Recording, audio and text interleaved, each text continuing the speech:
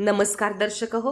Star माझा Maharashtra news नेटवर्कच्या बातमीपत्रामध्ये आपल्या सगळ्या दर्शकांचे अगदी मनापासून स्वागत. मराठी पत्रकार संघ पुणे महाराष्ट्र राज्य आयोजित पंढरपूर पत्रकार पदाधिकारी पदग्रहण सोहळा पंढरपूर येथील पत्रकार भवन मध्ये संपन्न झाला.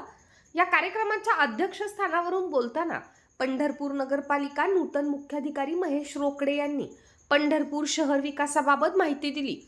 आषाढी वारीच नव्हे तर चारही वाऱ्यावर नित्य येणाऱ्या भाविकांना सोयी सुविधा कशा देता येतील यासाठी सर्व पत्रकार सहकाऱ्यांना बरोबर घेऊनच कार्य करणार असल्याचे प्रतिपादन केले.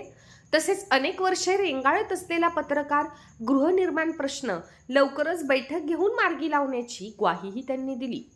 सदर कार्यक्रमाचे प्रमुख अतिथी मराठी पत्रकार संघाचे प्रदेशाध्यक्ष किरण जोशी यांनी पुढील वर्षांपर्यंत आपल्या सर्व बांधवांच्या घरांची पायाभरणी झालेली असेल त्यासाठी शासन स्तरावरती येणाऱ्या सर्व अडचणी सोडवून संघभावना जागृत ठेवण्याचे सूतोवाच केले. पत्रकार व त्याच्या कुटुंबियांना सर्व मोफत उपचारासाठी पुणे येथे संपन्न दवाखान्यात सोय करणार असल्याची माहिती दिली. यावेळी ज्येष्ठ पत्रकार महेश खिस्ते यांनी उपस्थित नवोदित पत्रकारांना पत्रकारिता हे व्रत आहे आणि ते टिकवणे काळाची गरज आहे असे मार्गदर्शन केले. यावेळी मराठी पत्रकार संघाचे सचिव शिबू नायर, महाराष्ट्र प्रदेश सहसचिव हरिभाऊ प्रक्षाळे, पुणे जिल्हा अध्यक्ष पंकज बिबवे उपस्थित होते. मराठी पत्रकार संघाचे नूतन शहर अध्यक्षपदी दिनेश खंडेलवाल यांची तर शहर सह अध्यक्षपदी विनोद पोद्दार, उपाध्यक्षपदी नवनाथ खिलारे, राजेंद्र ढवळे, सचिवपदी अपराजित सर्वगोड तर तालुका अध्यक्षपदी मिलिंद यादव, उपाध्यक्षपदी अमोल कुलकर्णी यांची नियुक्ती करण्यात आली. सर्व पदाधिकारी ओळखपत्रे वाटप करण्यात आले. कार्यक्रमाचे प्रास्ताविक हरिभाऊ यांनी केले तर सूत्रसंचालन अमोल कुलकर्णी यांनी केले.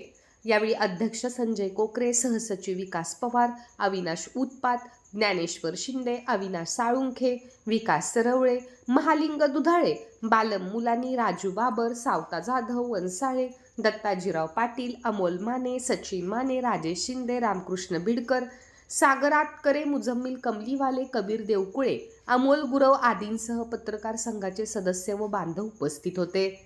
सर्व नूतन पदाधिकारी यांची लवकरच बैठक होऊन पुढील वाटचाल ठरविण्यात येणार आहे.